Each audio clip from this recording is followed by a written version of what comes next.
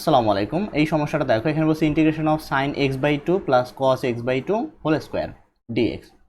এটাকে আমরা কীভাবে করবো? আমরা প্রথমেই যদি স্কোয়ারটা ভাঙাই দিই, অর্থাৎ A plus B whole square সূত্রে অ্যাপ্লাই করি, তাহলে A square plus B square plus two A B নাকি, তাহলে এ স্কোয়ার অর্থাৎ এখানে তো সাইন আছে আগে, তাহলে sine square X by two A square plus B square অর্থাৎ cos square X by two plus two A B, two sine x by two into cos x by two, এখানে আছে dx.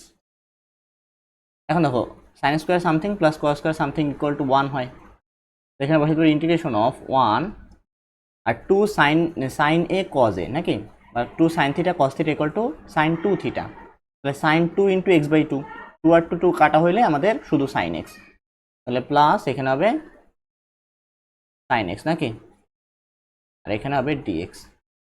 এখন আমরা চাইলে formula apply করতে পারি, যদি ওয়ানকে আমরা কোনো চলকের সাপেক্ষে ইন্টিগ্রেশন করি তাহলে সেই চলকটাই হয়, তাহলে এখানে শুধু এক্স হবে, ওয়ানের ইন্টিগ্রেশন, মাঝখানে প্লাস দিলাম প্লাস, সাইন এক্সের ইন্টিগ্রেশন কী হয়?